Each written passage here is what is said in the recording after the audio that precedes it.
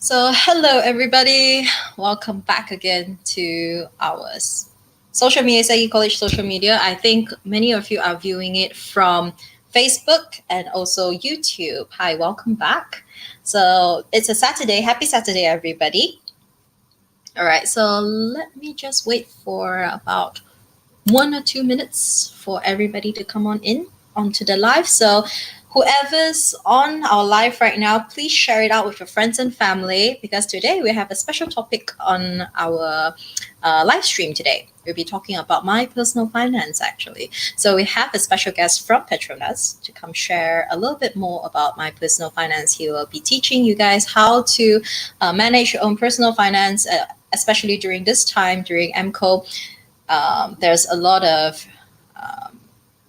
a lot of worry about how do they manage their own personal finances, especially with the decreasing or even with some financial issues that we've been facing. Especially certain people may be facing pay cuts or even recession or even let off during this time. And how do you manage your own finance? And also for students who aren't prepared, are afraid like when they start working, and if this pandemic were to happen again, maybe a different type of situation, a different type of pandemic that will hit Malaysia one way or another in the near future, they will be well prepared once they have learned a little tidbits here and there from Mr. Roshan today. So our speaker today, his name is Mr. Roshan. He's from Petronas, and he'll be sharing a lot of information and tips on how to manage your own personal finances. All right. So let's wait for another minute or two. So whoever's here, hi, welcome to Sagi College, Kuala Lumpur. This is our virtual webinar that we will be posting just for you. All right. So come on, everybody, please join in. Hold on.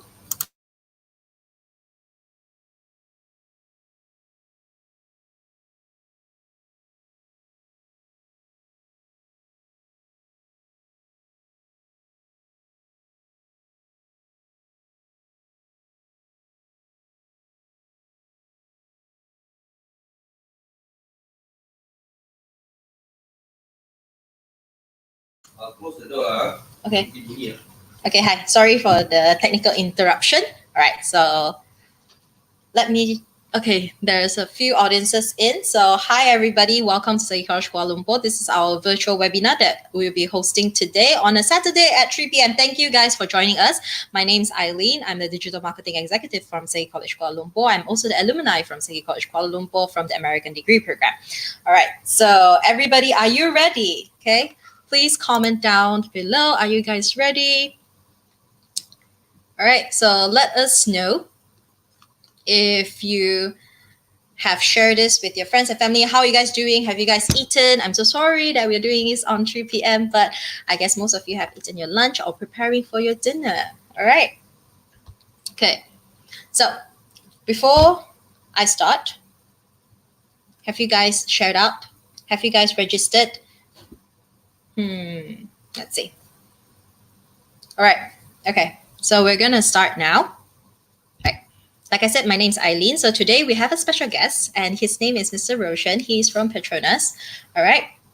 He'll be sharing a little bit about my personal finance with all of you. So let's welcome Mr. Roshan. Hi, Mr. Roshan. Everyone. Hi, everybody. And also we have on stream is our senior lecturer from Sagi College Kuala Lumpur, Miss Sheila. And Hi. also we have Mr. Elvin, our senior lecturer of Sagi College Kuala Lumpur School of Business and Accounting. And Hi, also everyone. we have Miss Prashana from Sagi College Kuala Lumpur as lecturer as well for the School of Business and Accounting. So thank you guys for streaming with us today. And without further ado, let's pass our time to Miss Sheila to give us a welcome speech. Hi, good afternoon to all of you. Okay, I'm Sheila. I come from the School of Business from Sagi Kuala Lumpur, senior lecturer with Sagi KL. I'm teaching currently the year 2 financial accounting and final year of advanced financial accounting. And it's been 20 years that I've been with Sagi College Kuala Lumpur. Prior to this, I've done I come from audit industry.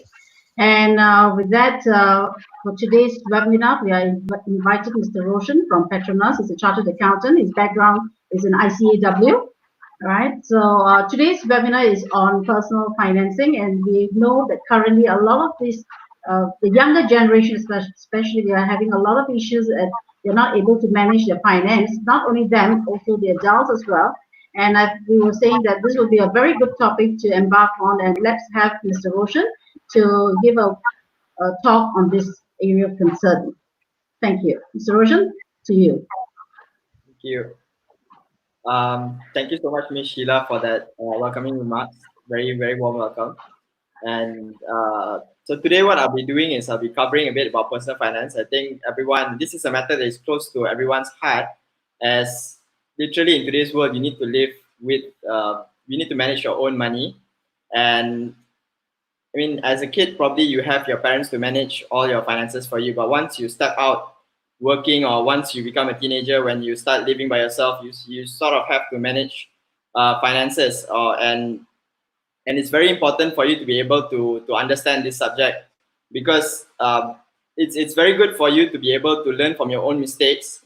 But then it's always better for you to learn from other people's mistakes. So a lot of people actually make mistakes in personal finance, as in they make a lot of mistakes in a sense where probably they overspend or they don't save, and then when the critical moment comes, that's when they don't have the finances, or their finances are not sufficient for them to actually sort of live and have the financial freedom that they want. So what I'm going to do is I'm going to cover a bit about like what are the important areas that things that we should all look at and should consider before as in whenever we can, because finance, as we all know, what's the difference between finance and accounting? Finance is about the future, whereas accounting is about the past. So whatever happens in the past, we can avoid it for now. But then finances, which is about the future, is what matters in this area which I'm going to cover. So without further ado, I'd like to introduce myself a bit. Aileen, can we move to the next? Yeah, so I'll start from below. Actually, I spent 4 years in the Royal Military College, where I underwent through military training, and also did my SPM there from 2003 and 2006. And then after that, what happened? I actually enrolled in Certified Accounting Technician (CAT) under ACCA. And during that time, I had my first gig, which was on a TV show called Let's Agree to Disagree on TV2. It paid relatively well, and I sort of managed to manage my finances from that age. Like when I was 18, I had to manage my own finances by myself. And then when I was 18, I joined an accounting firm called Grant Thornton. They paid for my ICAW qualification. At the same time, I worked for them for 6 years. So I'm very grateful for this opportunity they provided to me. And then after spending 6 years in audit at Grant Thornton, where I looked at financial statements, study companies, give an audit report, I actually moved on to Petronas, where I spent this is my 6th year actually. I've 5.5 years right now. So I spent time in investments, where I look at how we stretch the cash that we have. So as probably this is public knowledge, we have a lot of cash that we manage in Petronas. So as part of the treasury team in investments especially, what we do is we stretch these returns so that we can maximize the amount of money that we can get on the cash that we have. And before that, I was in corporate finance for 3 years with Petronas, and I spent 1 year in data science at Petronas. So that's a bit about myself. Hi, good afternoon, everyone. I'm seeing Jenny, Tay, Koha, Dave, and Katir. Good afternoon. Thank you for joining us today. Yeah. So I think can we move to the next slide? Yeah. So when we talk about personal finance, what exactly are we looking for, right? I think the goal that we should all aim for is financial freedom. Financial freedom, what really does it mean, right? I think a lot of people, this word is sort of used quite often. When people say financial freedom, it can mean a lot of things. But for the purpose of this in my own terms, what I believe financial freedom means is you work because you want to, but not because you have to. Yeah. So when you reach a certain age, probably when you're, I don't know, everyone have different definitions of how long they want to work, but at a certain age, you probably want to have more comfort in doing things that you want. And for that purpose, we'll break it down to three main areas which will be covered to get through to get to the financial freedom that we want, which is number one is cash flow management, number two is portfolio building, and number three is we get the financial freedom that we want. So uh, cash flow management is very important because without the proper cash flow being managed, uh, you will not be able to, if you do not get the basics right, which is your cash flow, then you can just totally completely forget about building your portfolio and probably forget about financial freedom as well, unless you strike the lottery or something. But even then again, you have to buy a lottery ticket before you actually strike the lottery. So yeah, so it's and then the chances are very remote. So let's assume that you're not striking the lottery and you probably have to work hard to get what you want. So moving on, right? Number one, which is your cash flow management. Next, I think. I didn't. Yeah. So number one, as I said just now, cash flow management. If you notice at the top three parts of the slide, right? Cash flow management is basically you want to maximize the cash that is available to you. So how do you do that? It's very simple. It's not rocket science. You just need to increase the cash inflow that you have and reduce the cash outflow. So what is cash inflow? It's the income that you have, the income that you generate, and you want to reduce your expenses. So then you have a lot more cash, and your cash flow is better. And the second part, which we will cover, is in this presentation, is on building your portfolio. Your portfolio is your net value or your net worth. And how do we do that is by increasing the assets that generate value, and you want to reduce the liabilities that sort of deplete the value that you have. And by increasing your cash flow and then slowly building your portfolio, eventually you'll be able to get your personal finance. So your personal finance goals. But at the same time, I think everyone should actually have something important in mind, which is you need to set your personal finance goals first. Understand what exactly do you want. Do you want to be a millionaire? Do you want to be a billionaire? Do you want just enough so that you can go on holidays and have a good time with your family? Yeah. So if you have uh, you have uh, you have a goal which is unattainable, or a goal which is quite difficult to achieve, then you probably need to rethink your goals. But in and basically investing in portfolios maybe not the best way, because there's probably you want a business or something, but in any personal finance thing that you have, you need to have a goal and stick to that goal. So can you move on to the next slide, Eileen? Yeah. So to maximize your cash flows, when I say maximize your cash flows, what do I mean, right?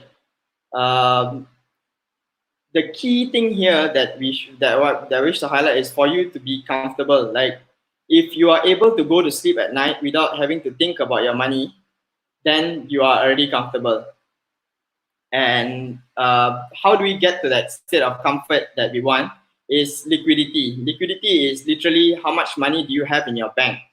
Yeah, and as a general rule of thumb, I think I think it's probably, as a general rule of thumb, cash savings of 6 months of your expenditure or your income is very, very much necessary for you to be comfortable. Yeah, and a recent survey done by the Department of Statistics showed that less than 75% of Malaysians actually have cash savings of 6 months, which effectively means that in a case like literally, if let's say you get retrenched or let's say you lose your job, then you have less than 6 months where you can survive. And it is not a good thing. That means our society in Malaysia is pretty much not really saving savvy, as in we should really think about the way we save our money. And it's very important. I wish to iterate this. It's very important for you to have cash savings of 6 months. Before you even think about building a portfolio, before you even think about investing your money, have cash savings of 6 months so that you can really be comfortable that if, let's say, whatever happens, touch wood, let's say anything bad happens or anything not favorable happens, because in this current economic state, we can't really say whether things are going to go the right way or not. So 6 months of savings will be sufficient. Why 6 months? Because in 6 months' time, uh, I mean, it should be quite probable for you to be able to secure a job or think of something to actually uh, get back on the right footing in terms of generating income. Number two is for emergency situations. For you to be comfortable, you need to have access to credit. So later we'll go into detail on what I mean by access to credit, but effectively means for emergency situations, you need to have a credit card or some sort of a credit card like effectively, so that in a state where you literally don't have the cash and you need to go to the hospital, for example, at least you have that comfort that, okay, at least I have my credit card, I can swipe my credit card and I can think about it later. Yeah, but then again, this is a double-edged sword, because you don't want to create unnecessary emergencies. Let's say you go to a restaurant and then you don't have sufficient cash, and then you decide to spend that extra money unnecessarily to buy that extra cup of coffee, then that is not an emergency. So there's a fine line between emergency and not emergency. So I think everyone should be able to sort of think by themselves on this.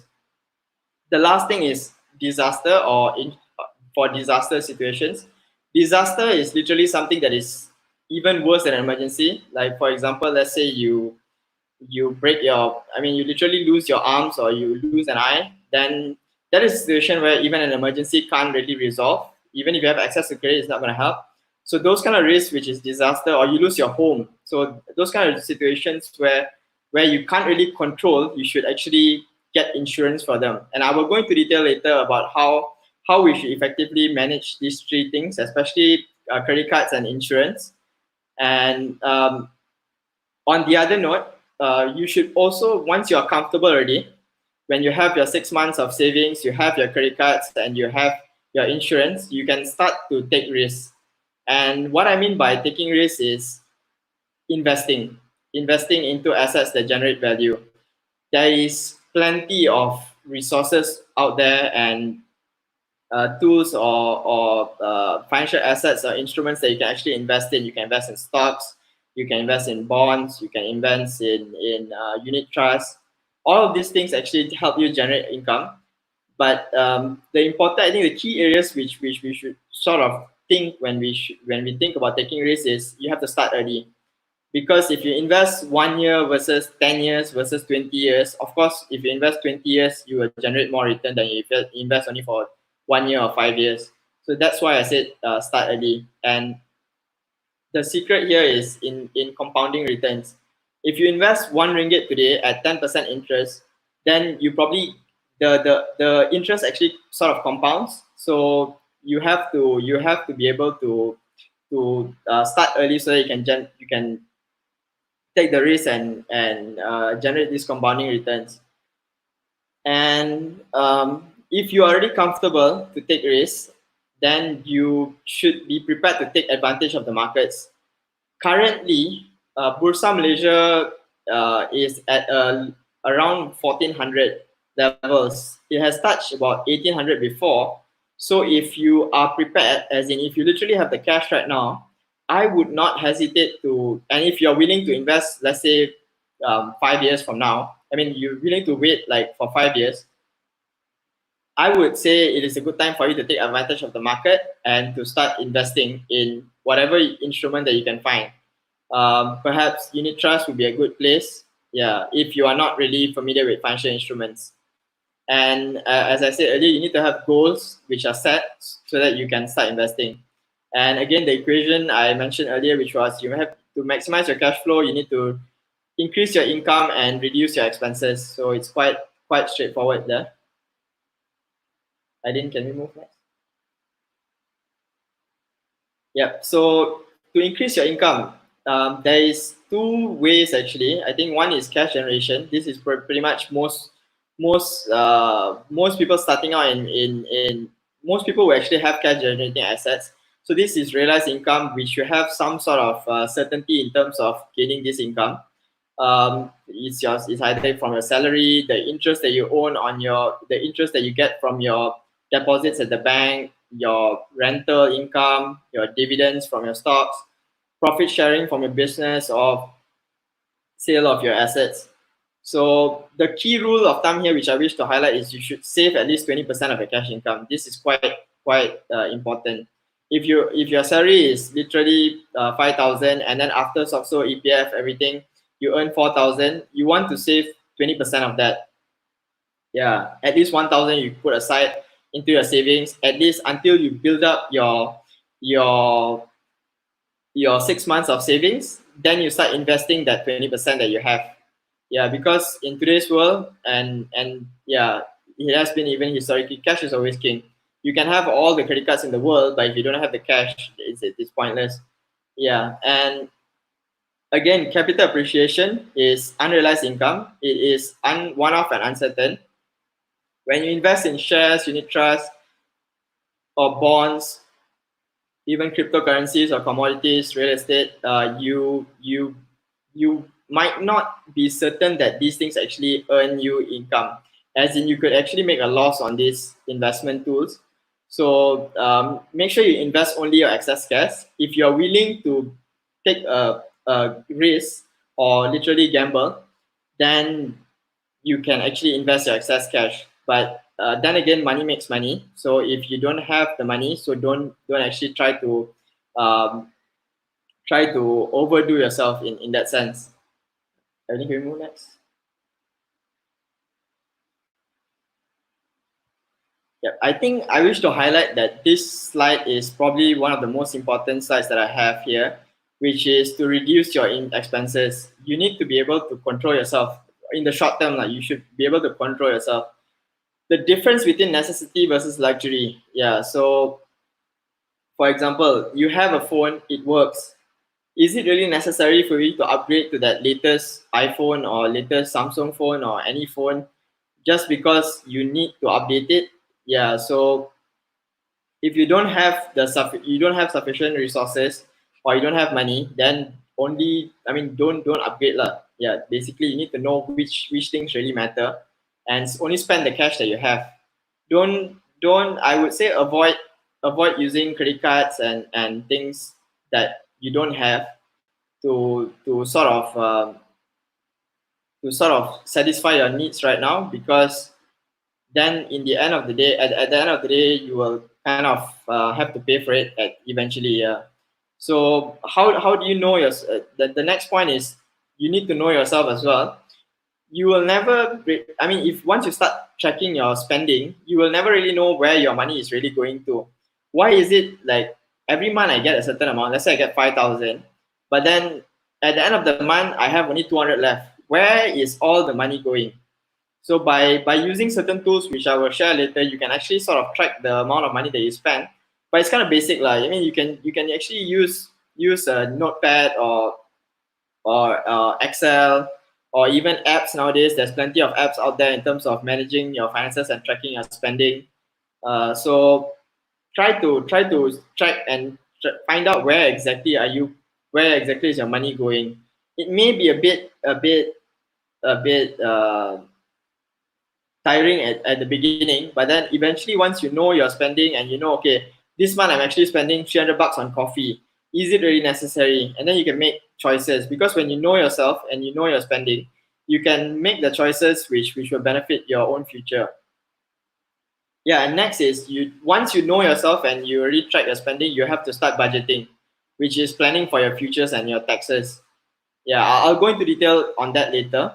Yeah, and for the long term, I would say you should at all times avoid credit card debt, which means it's not to say completely not use credit card, because credit card does have its benefits, which I'll share later. But it is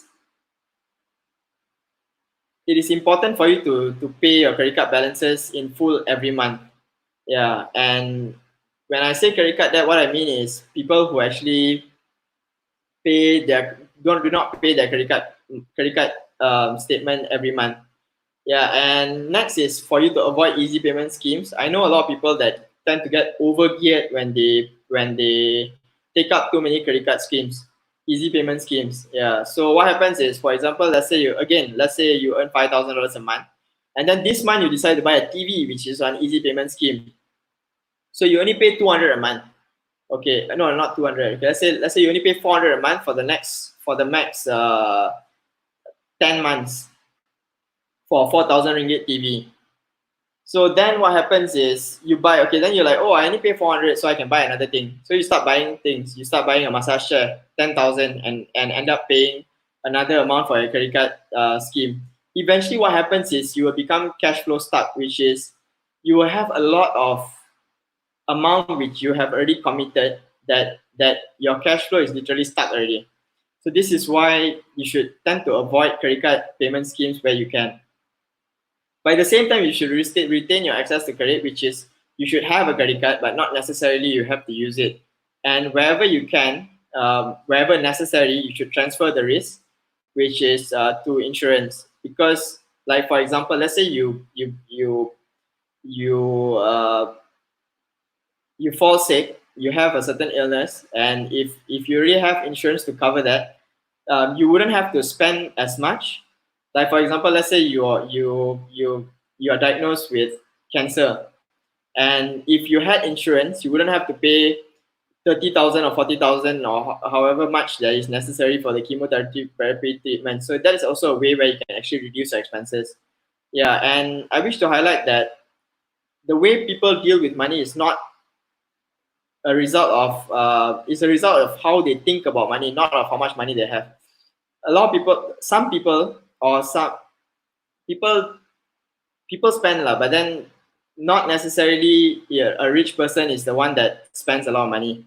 At the same time, it doesn't necessarily mean that a person is rich if he saves his money. So it's all a matter of how they think about the money, not of how much money they have. So that's something that is very important.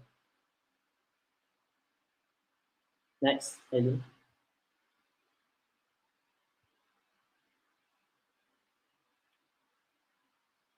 Hi, Aileen.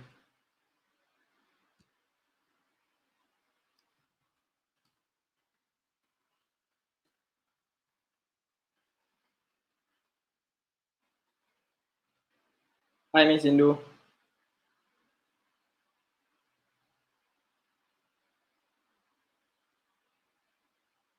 So guys, anyway, like if you have any questions, you can just put it into the live comments, the chat area, because we'll be able to answer your questions if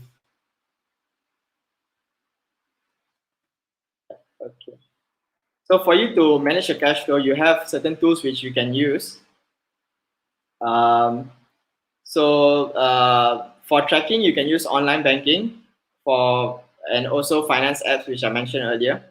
And like if you think those two things are too complicated, then you should just maintain it on an Excel spreadsheet or a note app on your phone.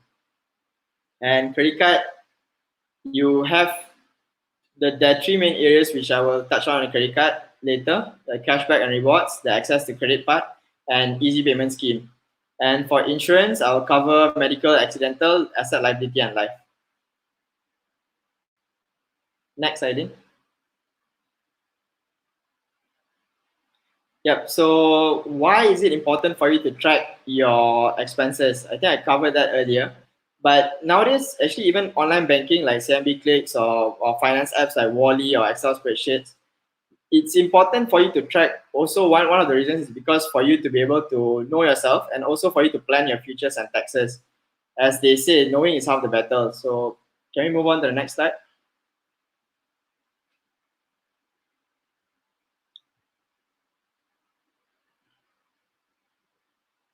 Yeah, so tax planning is important. I'm sorry the slide is a bit blur, but tax planning is important. So essentially the important parts in terms of tax planning is you need to know which areas of expenditure that you have that you can sort of claim later for tax purposes. If you earn a certain amount of salary, what happens is you will be getting a tax refund.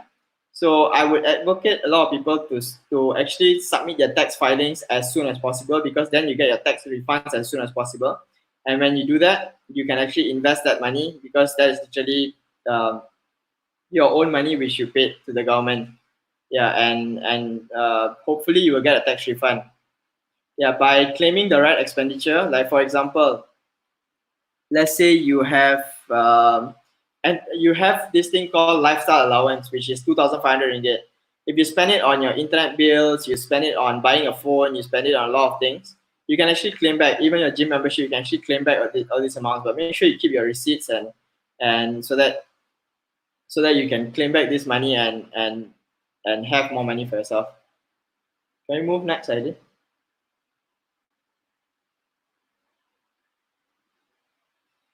Yeah, okay. So the sensitive subject again, credit cards. So what's so good about credit card, right? The good part is that you get cashback and rewards. I think personally, I would advocate a lot of credit cards, especially on credit cards, which gives you cashback.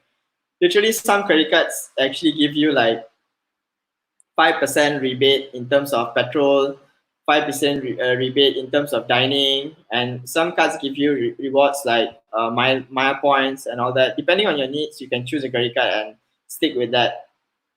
Try to avoid ones which have annual fees, or when you have a credit card that has annual fees, try to actually request for a waiver on those fees if you see them on your statement. And another good thing about credit card is access to credit and the easy payment scheme, which I touched earlier. But the bad part about credit card is the excessive interest rate and fees. So the annual fees can actually go from 100 ringgit to 500 ringgit, depending on what card you get for what purpose. But the most important, I think the biggest drawback is in terms of the excessive interest rates. They charge about 15% interest rate. So it's a bit expensive, actually. It's a lot expensive. You can get any sort of funding at a better rate than that, but it's meant for short-term purposes. You're meant to use a credit card by settling your balances in full. Yeah, and what happens is and it also causes you to overspend. Because, for example, let's say you earn 5,000, you can probably get a credit limit about 20,000 maybe.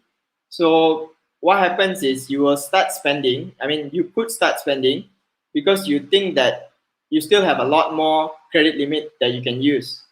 And then once this credit limit has been utilized, then you will realize that, okay, I'm sort of in a position where I do not have money and I'm paying interest unnecessarily, and that will result in you having a cash flow stuck situation.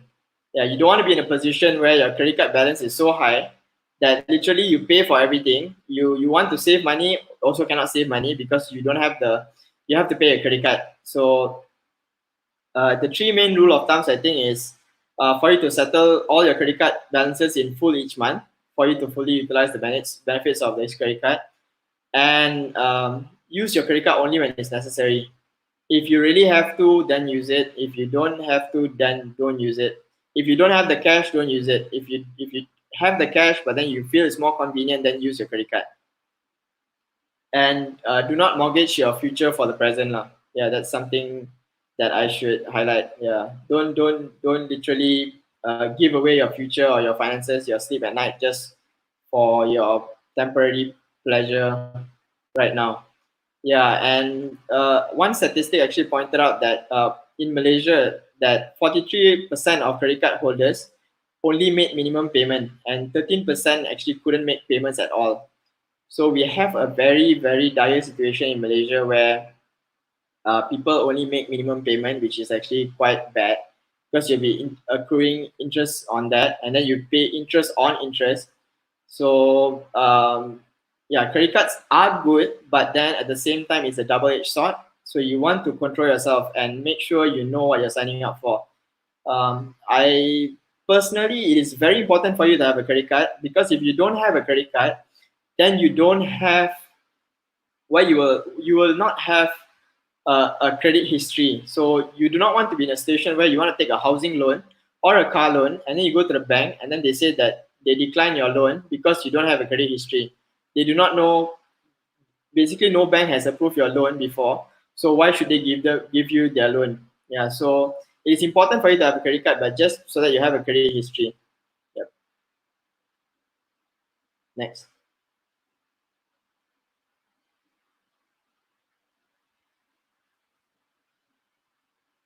Can we move next, I think?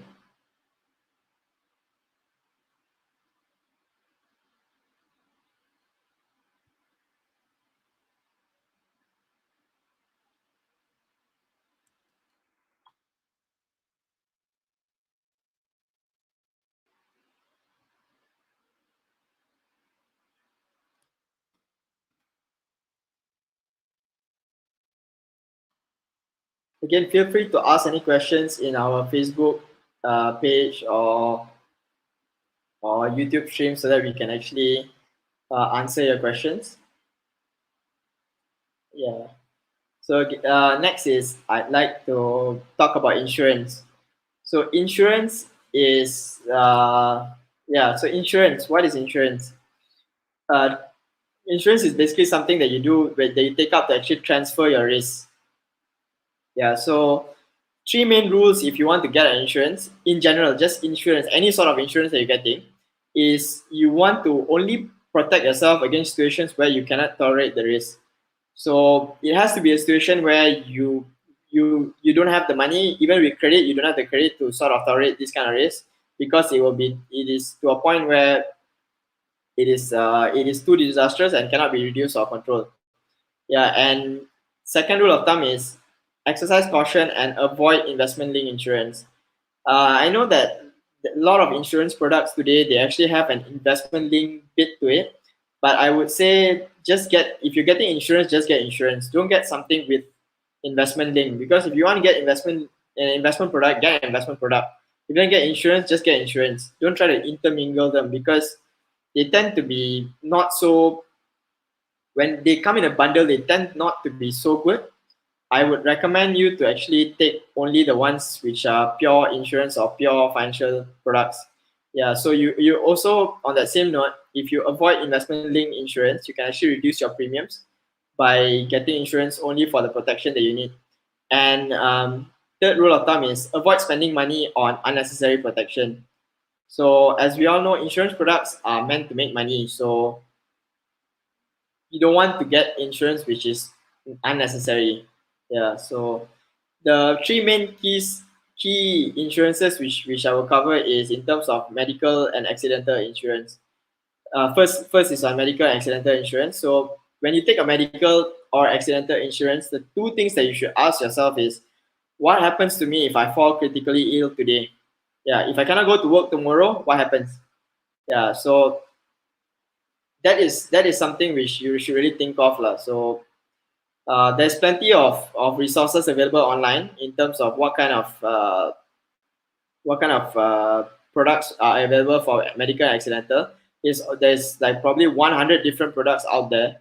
I would not singly point out one, but I think medical and accidental insurance is a necessity for everyone. Yeah. And moving on next is in terms of asset and liability insurance. The key questions that you want to ask is what happens if my assets are lost or destroyed? Let's say you have a car and or a house. When you buy a house, if let's say your house gets on fire, then what happens?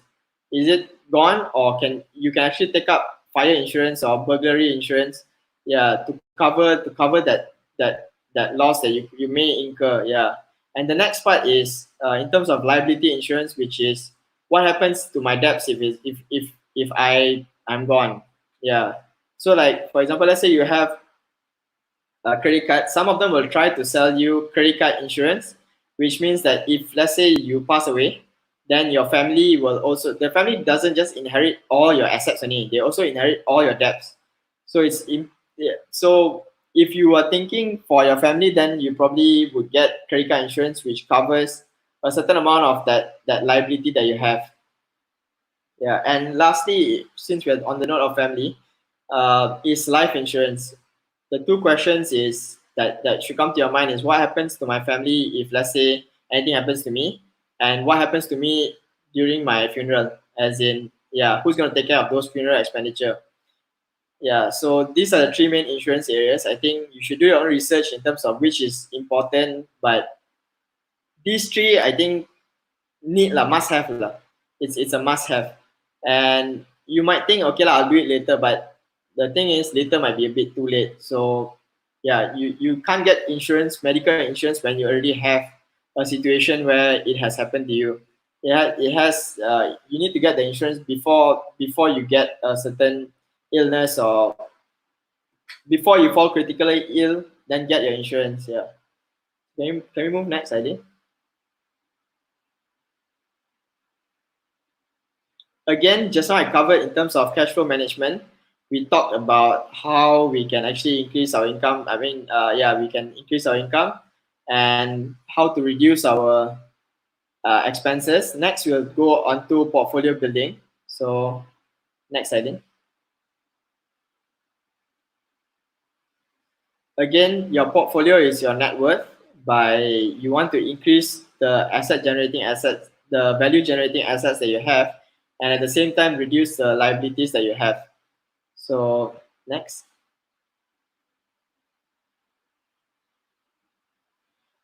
Yeah. So to maximize your portfolio, I think you if you speak to any personal finance consultant, the first thing that they'll ask you is what is your risk appetite.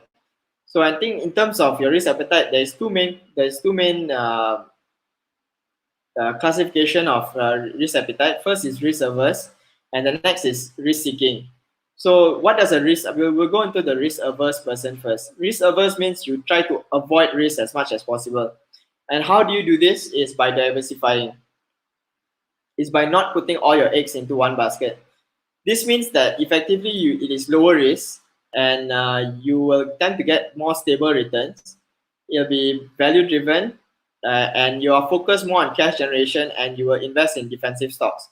Whereas on the other side, you have risk seeking, which means you concentrate your investments into one asset, or a certain type of asset, which means higher risk, unpredictable returns, which means this month you could lose a certain amount. Next month you probably can make back that amount, and then you invest in stocks or shares which are growth driven, and you're focused more on capital appreciation, which means you're taking more of an offensive kind of look on this. Again, it is a matter of individual. So I think how you should look at it is you should really ask yourself: are you comfortable enough to actually be a risk seeker, or are you comfortable if you see your returns, as long as it's there, you don't see a minus, you don't see a negative return for a month, it's okay. Yeah. So this one you have to ask yourself whether you are comfortable or not. If you're risk seeking, if you invest long term, you can also make money. If you're risk averse, you probably make less money, but then at the same time, you know that your the your investment that you actually invest in, it doesn't go negative. So you have to decide this for yourself. Next, please, Aileen.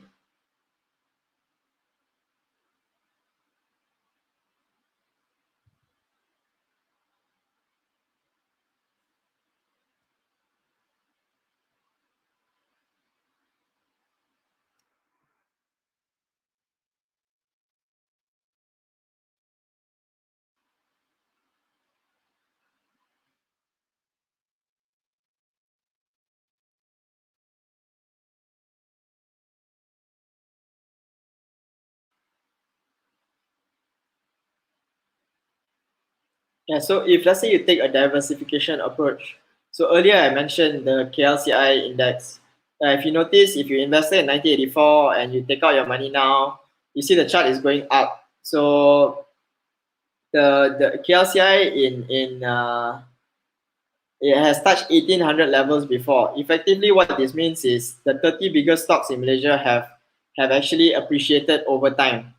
So if let's say if let's say you invest in the KLCI, which is the stock market, you can actually make money. But if you invest in an individual stock, you might have maybe lost money. So, for example, let's say you invest in unit trust. They do not just invest in one particular stock. What they do is they invest in probably 100 different stocks, which closely links to this KLCI index.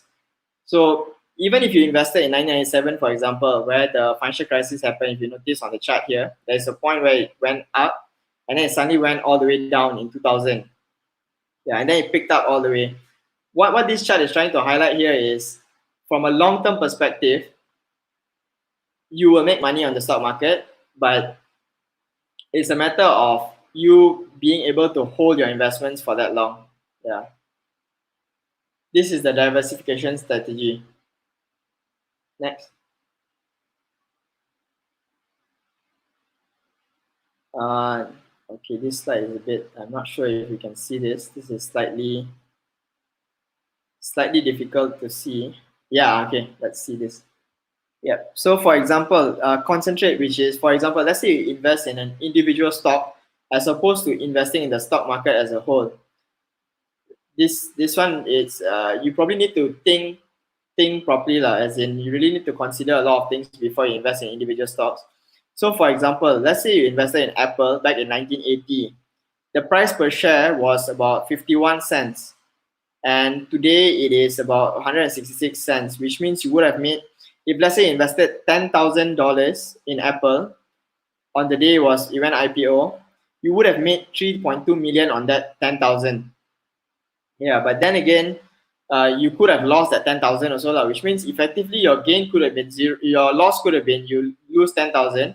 But at the same time, your gain, which is if whoever that invested in Apple back in 1980, they made about 3,200%, 32,000% or 32 times gain on their 10,000 investment. So something to think about lah. There's plenty of companies out there that actually do very, very well. So, but then at the same time, there's plenty even more which you do not see in charts, which are not talked about, which actually go bankrupt. So it's a matter of picking the right company. And I think if you are able to study companies, if you have the time, then this is something to consider. Yeah. Next.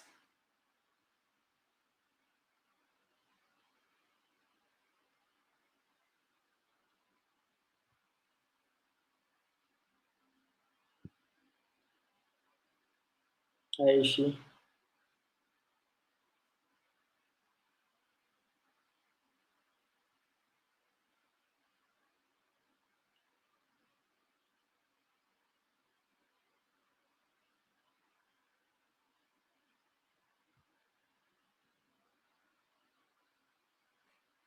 Again, if you have any questions, you can just ask on our Facebook or hi, good afternoon, everyone.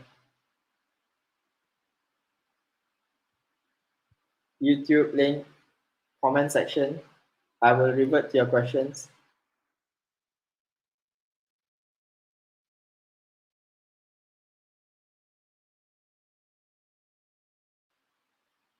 Yeah, so which brings us to our last area, which is in terms of your investment options that you have.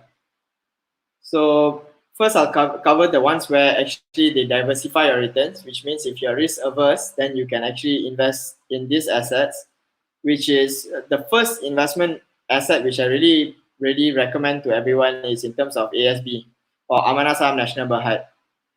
If you have cash savings and you want to build up those 6 months of cash savings, Amanah Saham is something that you should really consider because it generates higher dividends than your traditional fixed deposit. Whereas at the same time, it is it you can withdraw the money very easily. So because you can just go to a bank and withdraw it easily, but at the same time, it has one drawback, which is the amount that you are allowed to invest into ASB is kind of restricted. Yeah. So for example, let's say you're an Indian, you're allowed to invest up to I think 30,000 ringgit Chinese, and it depends. It depends on and at the time whether they have units or not. So ASB is number one priority for any sort of investment that you have. And if you are more sophisticated, Then you can consider exchange traded funds, which is ETF. ETF is similar to it's something that you can invest on the stock exchange. It works like a share, but it's more sophisticated. It is slightly more complicated than that because you need to have a share trading account to access the Bursa Malaysia. So to set up a trading account nowadays is very easy. Actually, you can just you can use Rakuten, or you can go to your local bank and ask them, tell them how to open a trading account. They'll be able to guide you. It's quite straightforward. Yeah, and uh, just provide them with documents, you can open a trading account. And also to diversify, once you have a share trading account, you can consider REITs, which is effectively means that you invest in a company that is listed on the stock exchange. And what does this company do is this company invests in a lot of real estate properties. So for example, let's say you want to invest in, Pavilion Shopping Mall or Summit Pyramid is going to do well, and you want to make money because you think that Pavilion or Summit Pyramid is going to do well. So how do you generate returns from this? I would recommend that you invest in REIT, which is you invest in Pavilion REIT or you invest in Sunway REIT. Yeah, so that would be a way where you can actually gain dividends and all that from REITs. Yeah, and in terms of your fixed and this savings which you have, which you can invest in, you can actually sort of liquidate it easily. But of course, number one is ASB. Like ASB, the returns are, your capital is protected. At the same time, if you exit, you still get dividends for the time which the money is invested in. Whereas ETF and REITs, the share prices can fluctuate. That means today the price could be 1 ringgit, tomorrow it could be 50 cents, tomorrow day after it can be 120, for example. So it really depends on when you have um, the when your timing is, when you want to withdraw the money, or when you invest in this asset. So next is in terms of fixed investments. There's three main fixed investments. First is your EPF savings. I think everyone has to invest in EPF.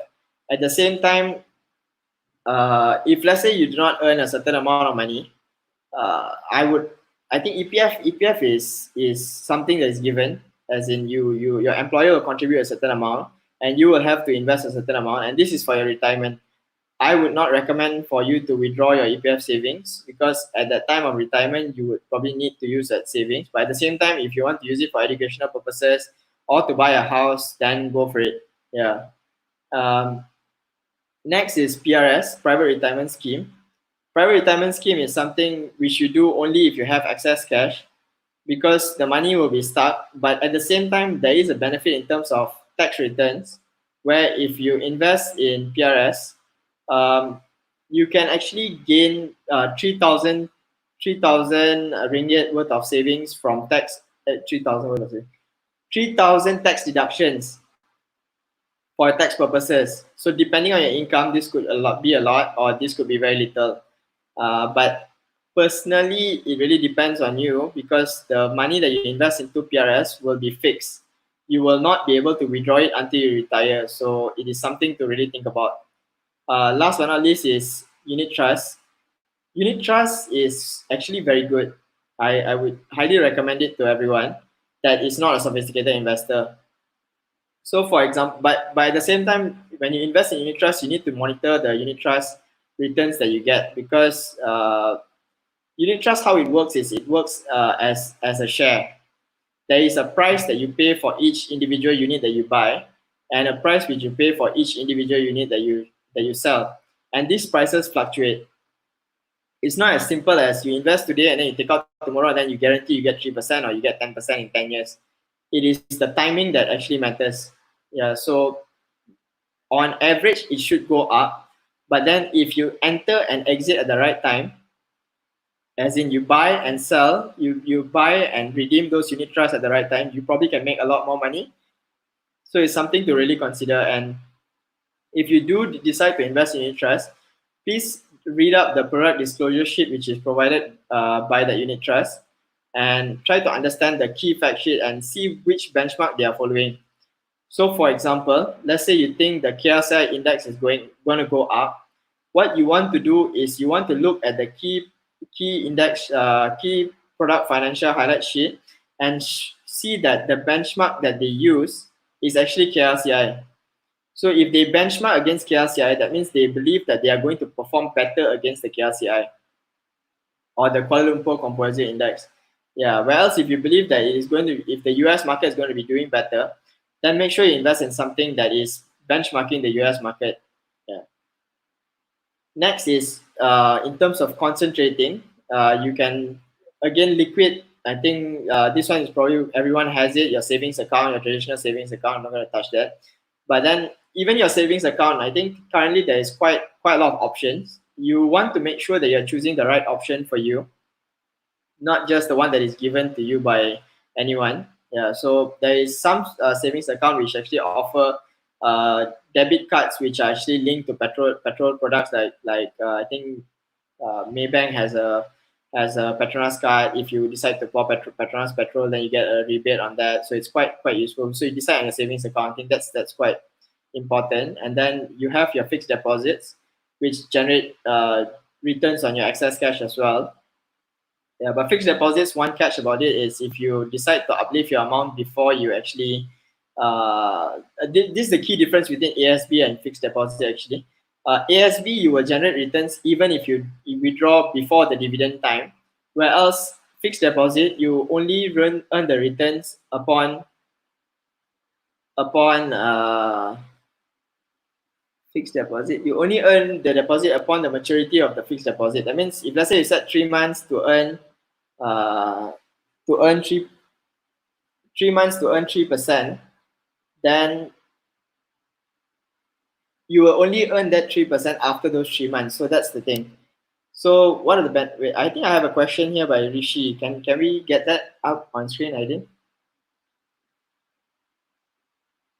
Yeah, Rishi asks here, what are the benefits of mutual funds? Yeah, so as an investor that is not really interested in I mean, not everyone is has a finance background or has studied finance or is very familiar with sophisticated investment tools, like for example cryptocurrencies or gold savings or stocks, for example. So the benefit of mutual funds is actually you get someone to invest for you. That's what it means by mutual funds actually.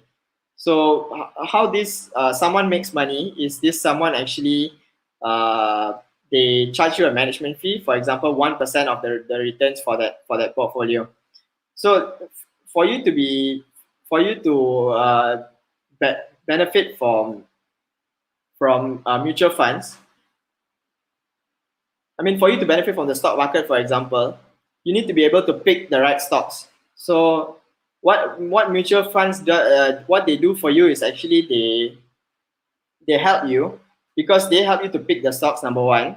Number two is by pooling the funds, as in by pooling a lot of investors' funds, what they can do is they can invest in more stocks. So when they invest in more stocks, what happens is you can generate a more consistent and stable return. So when they have a more consistent and stable return, then it looks better for you as opposed to having 1 month I make 20%, next month I lose 20%. Might as well this month I earn 5%, next month I earn 5%, every month I earn 5%. So it depends. It depends on your personal preference. If you are willing to take the risk, if you're willing to lose your money or you're willing to gain more money, then you can invest in stocks by yourself. But if you're not comfortable, you believe that investment should be left to professionals, then invest in mutual funds. I think that I hope that covers the question by Rishi. How to invest more stocks?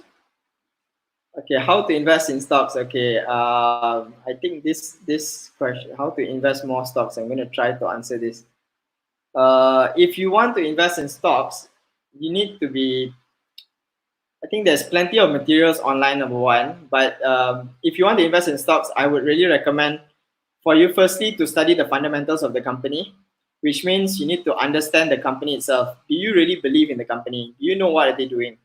Do you think their current ratio, their current assets are good? Will they be bankrupt in the next 6 months? Will they actually make more money? And Yeah, so a lot of things to consider. And do you really believe in their business model? Yeah, you're welcome, Rishi. Yeah, so it's actually how to invest in a stock is something that is actually quite tricky lah. It really depends. I think one thing that you probably need to know also is it really depends on your luck also. Yeah, because today the company may be doing well. Tomorrow we never know what happens tomorrow. Hence why, like I think Rishi just now pointed out, mutual trust. I mean, if you invest in a unit trust, for example, if let's say one stock doesn't do well, you still have 99 more stocks to cover up that one stock which doesn't do well. As opposed to you invest in one stock and that one stock doesn't do well, then you lose all your money. So, or you lose a lot of your money. So I have experiences where I invested in, for example, a certain airline company. And then what happened was this airline company, I bought the stock at about one ringgit and 70 cents. And then the next thing I knew, there was a news in terms of governance related issue on this airline company, AirAsia. Yeah, so what happened the next day, the very next day, the share prices fell to about 130. I sold it at 130. I literally sold it the very next day. Yeah, so what happened is, I sold it the very next day, and after that, it started deep diving even further, even to a point where it went to 50 cents from 130 all the way to 50 cents. Yeah, so imagine you invested maybe 13,000, for example, and then it goes down to 5,000. That means you lost about 8,000. That could have been a big loss. So the point here, at the same time, if you invested in Top Glove, which is a glove company right now, is doing relatively well, very well actually, because of this whole COVID-19 pandemic where people require more gloves. So yeah, it's a matter of being able to foresee the future also lah. So that's something that I think is something that if you want to invest in stocks, then you really have to think about it like quite a bit. Yeah, and I would recommend you to actually study in terms of like there's plenty of value investing, there's trading. Yeah, you need to know when to enter, when to exit, and also decide whether you're going for long term or short term. Yeah, and then in terms of cryptocurrency, I think cryptocurrency, you've heard of Bitcoin, you've heard of all these weird these different tools. Personally, I avoid them because I do not understand them. I do not see the value in Bitcoin. I do not see how can you use Bitcoin for certain things. Yeah, it is used in the deep dark web for illegal transactions as of now. I mean, most of its uses are for illegal things. So I don't see the value in it at the moment.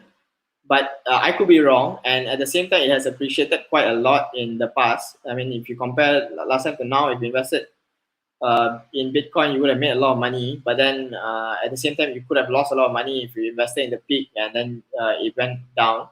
It's too volatile. I don't understand it. Key rule here: don't invest in things that you don't understand in. Yeah, that applies to a lot of things. Yeah. And next is gold and investment accounts. So if you do not have, you do not have to actually buy gold bars or silver bars. Nowadays, there's investment accounts where you actually just put money. They have a price which is linked to gold and linked to silver prices. I think CIMB has it. Maybank probably has it. Every bank probably has it. So you just, if you want to invest in gold, you can just invest in gold and silver investment accounts. Yeah. And for fixed investments, you can consider buying your own real estate or property. Uh, Real estate property, I think this is something that we should all think in a sense. A lot of people think that their house is their asset. I tend to disagree with that because firstly, you can't really sell your house and then where you want to live, right? Yeah, yeah. So think about that lah. As in, and secondly, if you want to sell your house, it's going to take a long time. So that's not really an asset lah. And it you spend money on your house. It's not generating any value to you. So I mean, it's generating value in the sense that you save money then from rental and all that. But at the same time, it is not really an asset unless you are doing it for investment purposes. Then it's a different story. Yeah. So then you have bonds. Bonds, I think you can't really invest in bonds unless you invest in a significant amount. So, like for example, in Malaysia, let's say you invest in a company bond, you need to invest at least 5 million, I think, for one bond. So it's a bit expensive. Yeah, so you need to be a really sophisticated investor to invest in bonds. Yeah, and then you have gold and silver bars, which are the traditional investment thing. I would go for gold and silver investment accounts as opposed to gold and silver bars because um, the spread, which is the buying and selling price for gold and silver accounts, is cheaper. Let's say you buy at 150, you will be able to only sell it at 145 on the same day. Whereas for gold and silver accounts, you'll be the spread or the difference will be even bigger. Yeah. So Logeshwari, I think, has a question. Can we bring that up? Yeah. How much do I need for retirement? I think that's a good question. How much do you? Yeah, that's something that we should all ponder upon. I think that's a philosophical question right there. How much do you need for retirement? Yeah, depends on your needs. If you think that for retirement, you can, as long as you have a house fully paid up, you can live on a 5,000 ringgit stipend every month. Then I don't know, 500,000 maybe. Depends. Really depends. I do not know you personally, Logeshwari, yet, so I do not know how much you will spend. But if you have general rule of thumb, I think if you have about, yeah, I can't pinpoint amount. I'm sorry. Yeah, but yeah, I think Rishi has a point here. 3 million. Okay, 3 million is a good number. We will stick with 3 million then. Yeah, 3 million will be a good amount. Yeah, I have a friend that said that if he has like 5 million, he can retire right now, because if you have 5 million, you assume a certain amount of interest. You have about 20,000 ringgit a month to survive, then you can survive.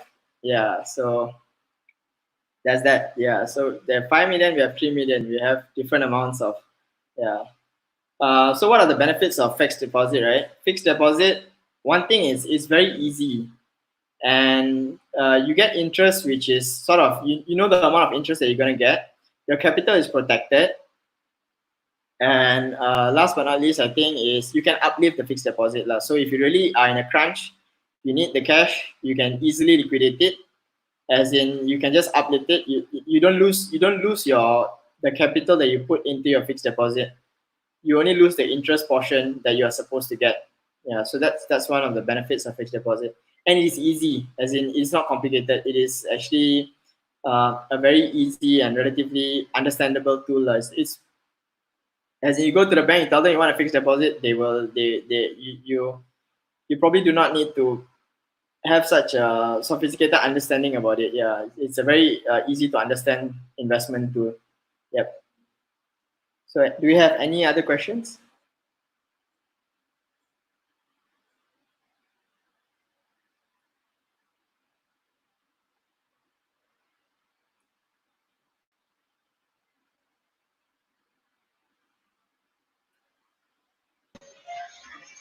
Okay, so any other questions from the lecturers to Mr. Roshan?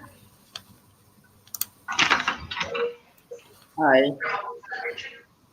Like, Any questions so far from the lecturers? I think that was a great sharing from Mr. Roshan.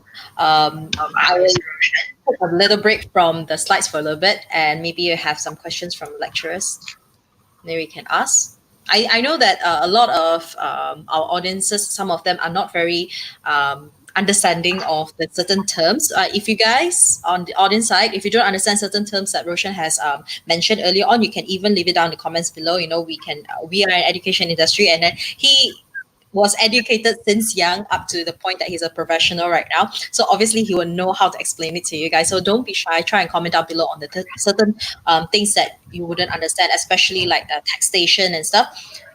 It's very important for you to know now, because once you start working, you would know what to do. You know, for me, when I started working, I didn't know what to do. I did not know what's taxation and all that kind of things. But I was lucky enough that my father's a government audit, that he actually helped me explain to me what are the step-by-step things that I need to do for e-filing and taxation, and what should I do for PCB and all that. All right. So some of you may not be as lucky enough. We have Roshan here to help us and to answer us. And if not as well, we have all our lecturers here who teaches stuff like this. Obviously, they should know all the answers as well. So don't be shy. Comment down below on all the questions that you need. So we have a question from Mr. Tai Yung. Okay, Roshan, would you like to? How I invest when I retire? Is it? I think how I invest when I retirement. Yeah. Personally, I think anyone can take this question, but like for retirement purposes, I would recommend for you not to be taking a risk-seeking approach. You should invest in assets which are more risk averse or things which are more consistent because at that point of age, probably you do not want to be in a situation where you lose money or lose the money that you already have for your retirement.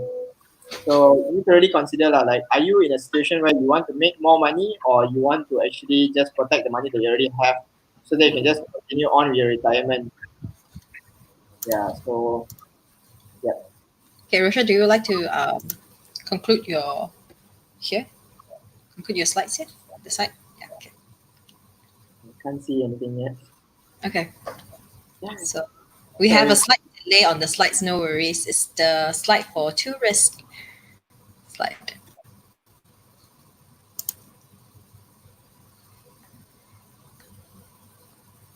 Okay, Miss Sheila, do you have any questions? No, just to add on to Mr. Tai, he has asked on how to move on to the investment. You see, a lot of us are looking at short-term investment. There's no such thing as short-term investment. You have to be very prudent and looking at the future as a long-term investment. So what the best thing is to do and to do prudently is to save gradually. So every time you have income coming in, as what Mr. Roshan has mentioned, to put aside 20% of your income, put it aside as savings, and gradually you'll see the money building on its own. So that's how you move on towards investment. You can't see overnight or over a short-term investment per se. Okay, that's a great thing to add on. Roshan, can you see your slides now? No. Are you able to see your slides? Let me see.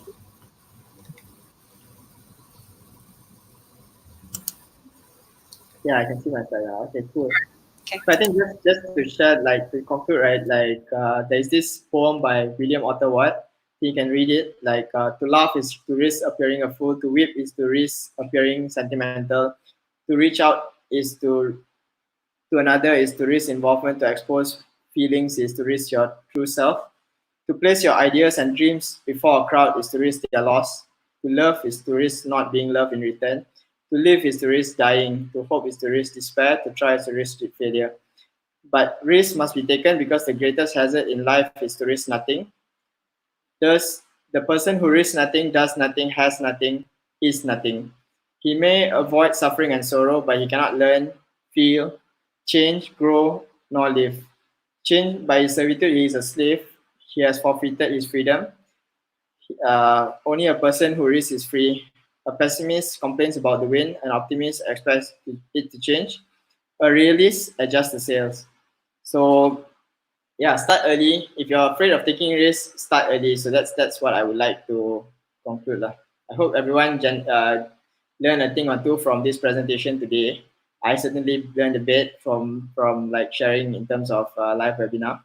Yeah, and thank you everyone for having me. Thank you, Segi, KL.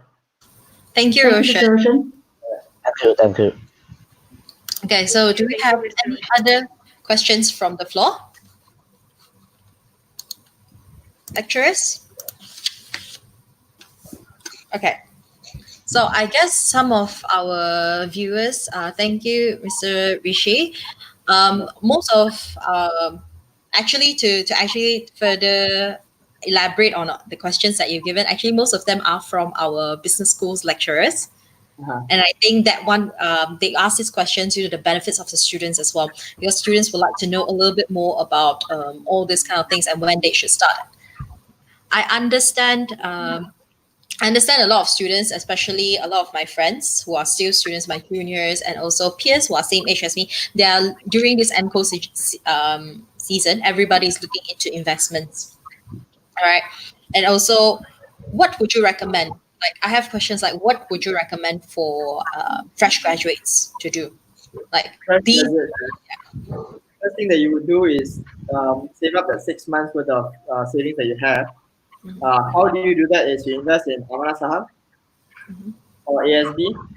You go to a bank, you tell them you want an ASB account. They will explain it to you.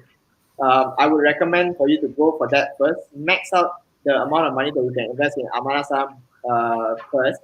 Once Amanah Saham has been maxed out, then you can start thinking about other investment options that you have. Okay. So what about taxation? How much income will they be taxed? A lot of students have this question. I realize that this is one of the most Googleable terms. How much am I going to be taxed?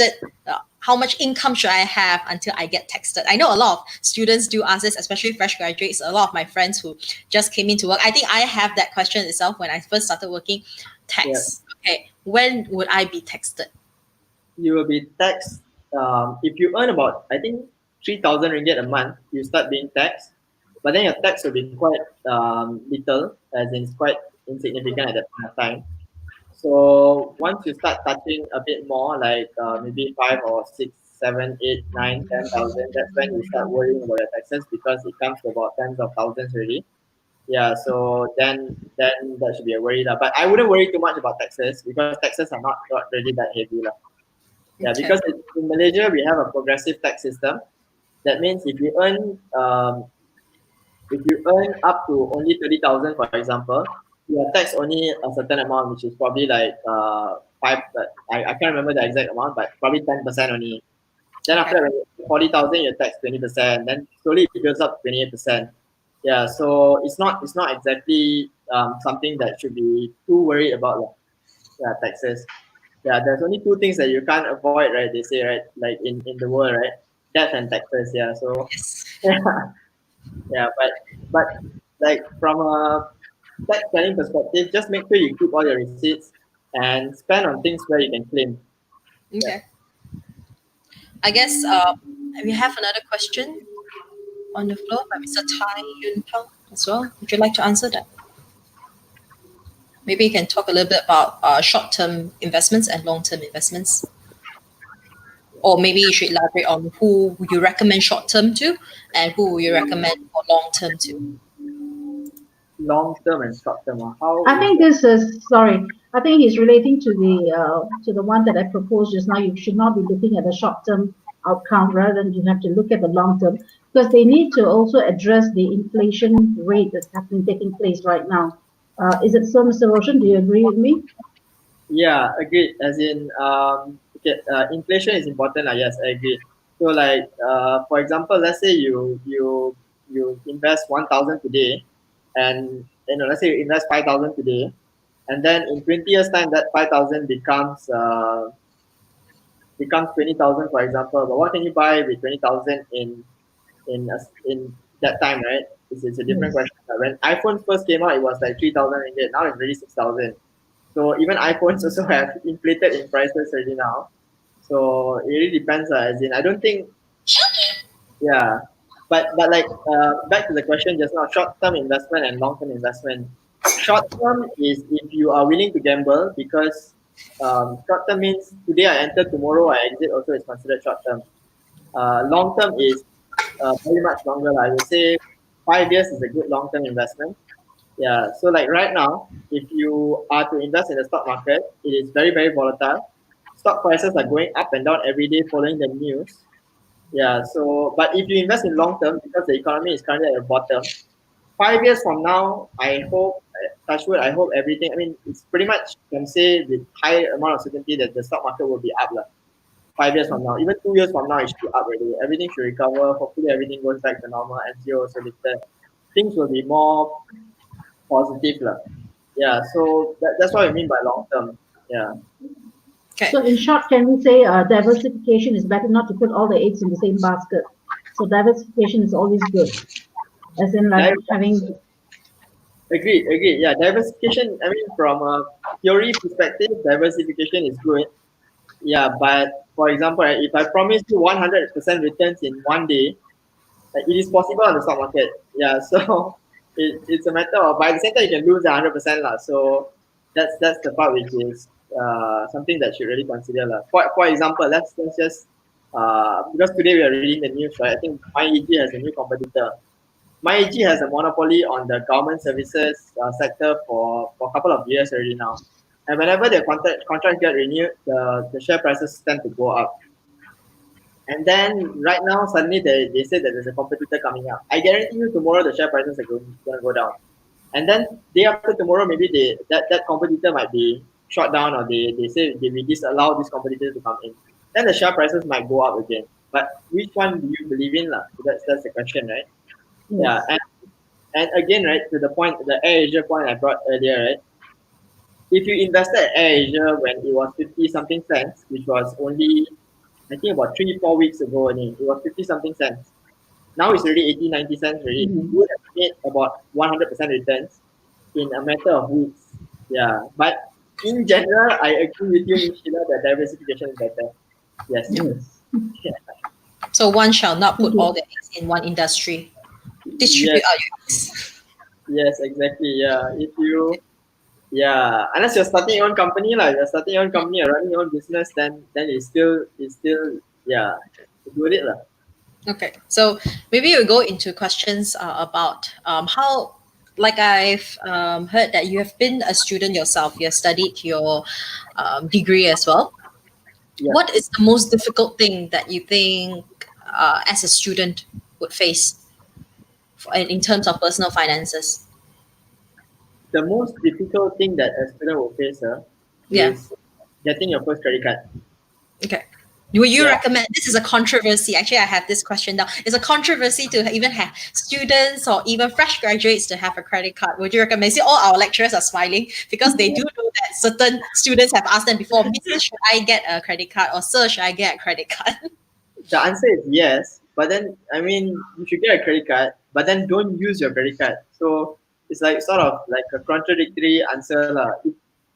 I I cannot sort of stress again like how many people make the same mistake. Like people tell them already like credit cards are going to make you sort of more people that I know than yeah, most of the people that I know actually tend to abuse their credit cards. That's Yeah, true. so but then Especially those who just swipe and swipe and swipe. And then at the end of the day, you'll be like, oh no, what did I yeah, do?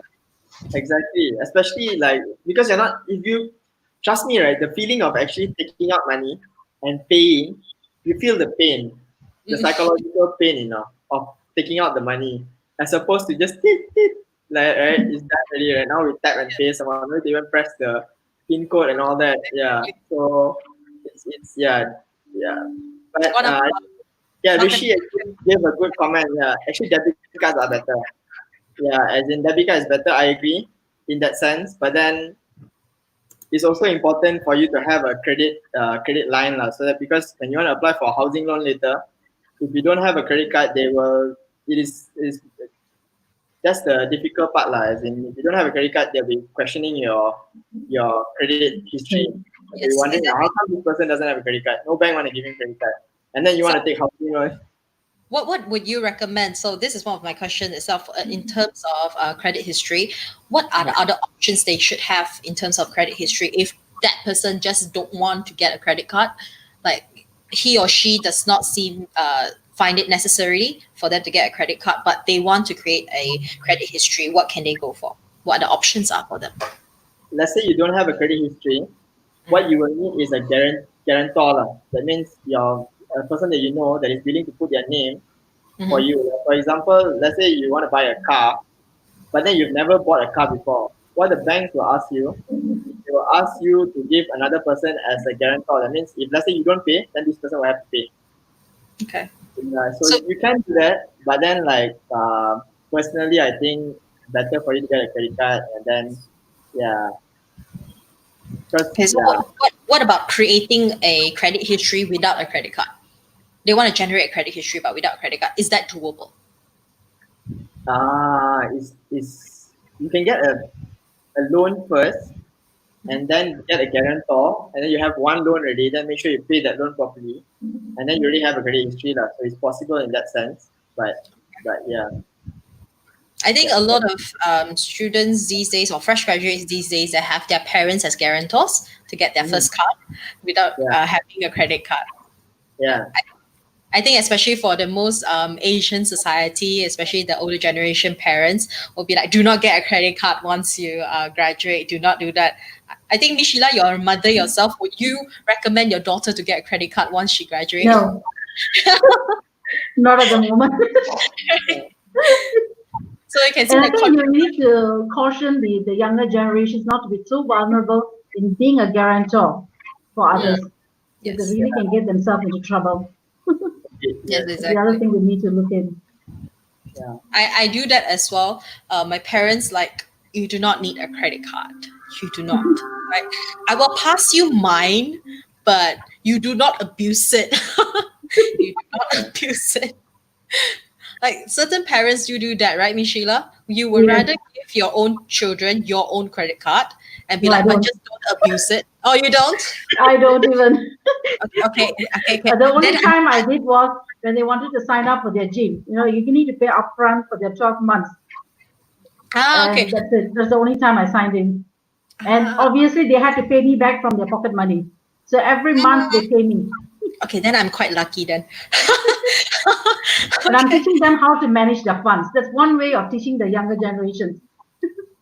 Yes, that's very, very true. So I think we couldn't stress more enough on how they have to have self-control. I guess that if an individual is who has good self-control and a good mindset of money management, like Roshan himself, I think they would do great having a credit card, correct? If they are not mentally prepared, I don't think they can. I think like today, yes, but then like if you ask me the same question 10 years ago, I probably said don't get a credit card. Right? With all the experiences and all. Yeah, exactly. I mean, it really depends. I think it's something. Yeah, you should really know how to control yourself, lah. Right. Yeah, the credit card, the only time it became handy was when we go on vacation. Yeah, exactly. So Dr. Joachim says that no credit card. I don't think Dr. Joachim will give his children their own credit card as well, correct, Dr. Joachim? All right, Roshan, what about this question? How old were you when you first got your credit card? I got it when I was 21. Like that's the legal age for you to get a credit card. Yeah. So you got it right after you're 21. Yes. Believe it or not, I don't have a credit card yet. And Roshan, you know my age. Okay. At my age, I still do not own a credit card. Obviously, I'm not. Audiences, if you're wondering, I'm not over 30. I'm not even over 27. Okay. Okay. So I guess most of our lecturers, how do you, okay, like Miss Sheila, when did you first got your credit card? How old were you? I think when I was 30. 30. Okay. Yes. Mr. Alvin? 21. 21? Oh, really? Yeah. Oh, wow. Miss Prashana, how old were you when you got your first credit card? 25. 25. Yeah. Wow. Everybody's starting young. And I will follow in Miss Sheila's footsteps. I might wait a little longer to get my credit card. So I think we have learned a lot from this. We have learned a lot from Roshan as well as we learned a lot from our lecturers. Lecturers, what would you like to say to your students or any other final questions you would like to ask Roshan or want him to elaborate more on personal finances? Especially, I think this will help our students a lot.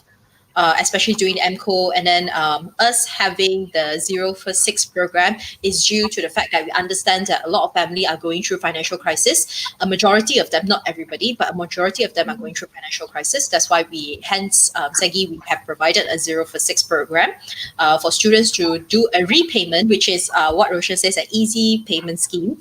All right, so you only pay your fees after 6 months. You can start going to classes and join our lecturers. So, Ms. Sheila, any questions that you would like to, or anything you want Roshan to? Okay, Ms. Roshan, could you just highlight, currently our Asian parents, right? They're finding difficulty with their EPF savings. Yeah. So what does the new generation can learn from this? Why is the EPF is not sufficient? Obviously, the savings that you do, the EPF is not sufficient. So what kind of learning the new generation can learn from this? Okay. I personally, based on my own observation, like I noticed that a lot of people, they tend, when they get their EPF savings, it's not that the EPF savings is not sufficient, it's that they tend to treat it like they strike the lottery. So what happens when you strike the lottery, right? You start spending everything in the first 1 or 2 years, as opposed to like spreading it out throughout your I mean your life expectancy, right? So your EPF savings are meant to be used for the next 30 years, not the next 2 years. And a lot of people tend to do a lot of things which are contradictory in that sense. But then again, to avoid that, I would recommend for you to start investing from now, lah. As in, start early, get your own unit trust, build your own portfolio from now, and know exactly how much you want to have when you retire. So if you want to have 500,000 and your EPF only you think that your EPF can only be 300,000 when you retire, so you have to make up that additional 200,000 somewhere. Yeah, so that's my point. But I think the central problem here is that most of the EPF money tends to be spent within the first 2 years, which doesn't make sense because you don't have the money, and then after that suddenly you have the money, then you spend everything on things. But hopefully that doesn't happen to our generation. Yeah.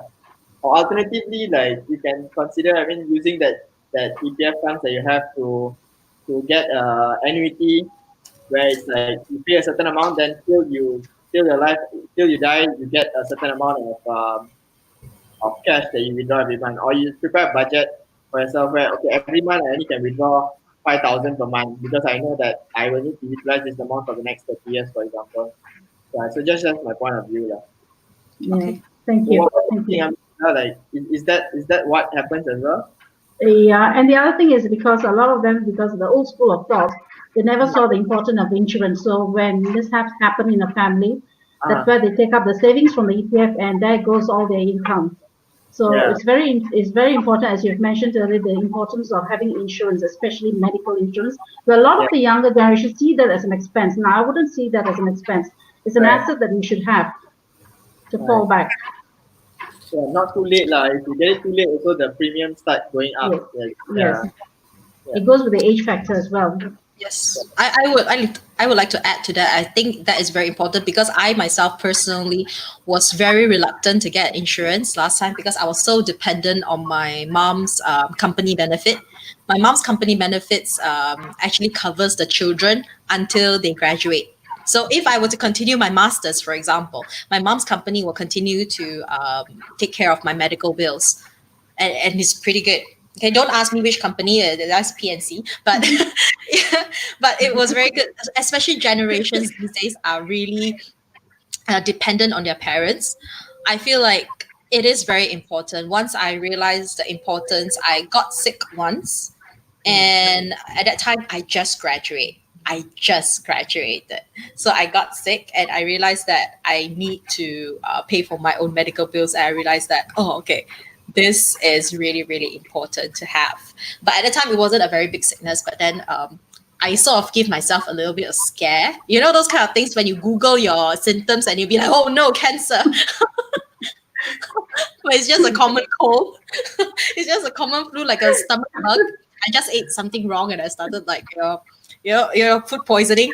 But then I was like, oh no, I got cancer. That kind of situation, right? So don't do that. Don't Google your symptoms. That's one more thing to tell to the public. Okay, so I sidetracked it a little bit. But yes, it's very important to have medical insurance. And what about savings plan? What do you think about that?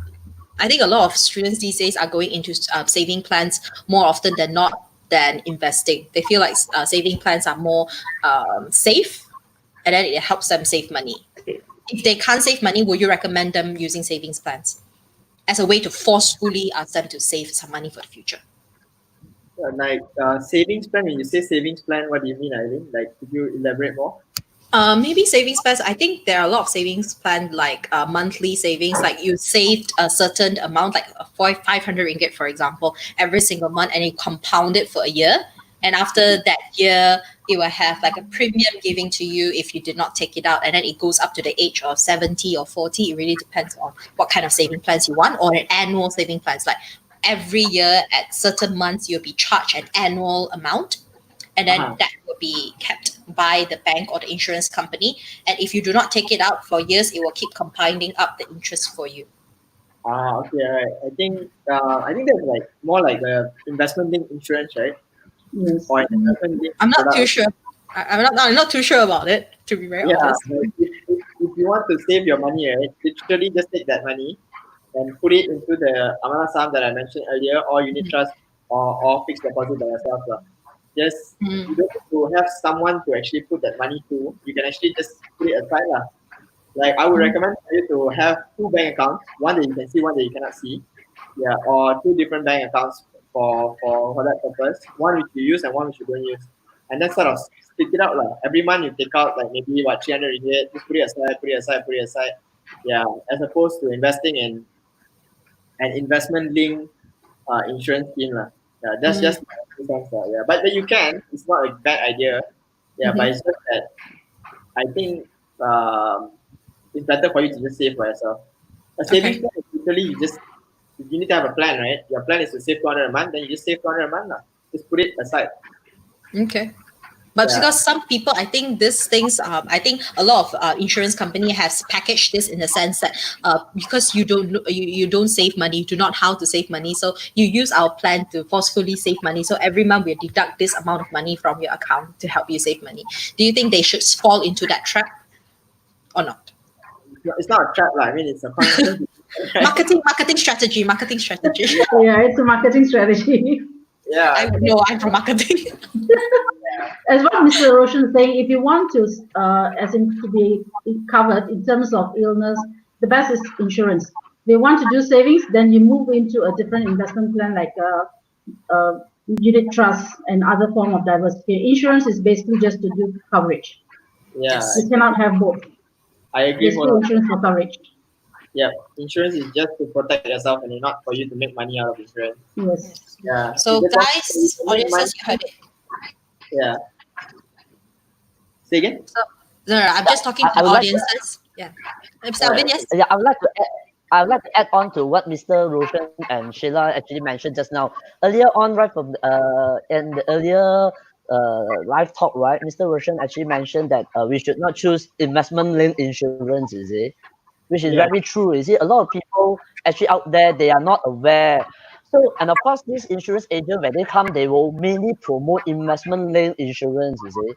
So we must actually understand that insurance is actually served there as a mean for protection, especially financial protection. Yeah. Yeah. In the past, insurance is only meant for protection. There is no investment link. But the thing is, because when they try to sell only the insurance for protection, okay, so the customer does not see the value. You see, they cannot see the value. So in the end, not many people will buy. So to make it more attractive to consumer, so the insurance company actually came up with investment link, where they will actually take a certain percentage of their premium and invest it. Okay, and of course, this amount of premium that you paid, there quite a big portion of the premium is used to pay as a commission to the insurance agent. Yes. Therefore, in other words, your saving, your premium that you paid, a big portion, especially at the beginning, a big portion of the premium is used to pay as commission to the agent.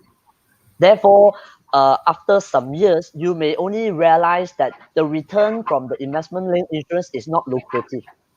Yeah. That's why, as a conclusion, anyone who wants to buy insurance for protection, right?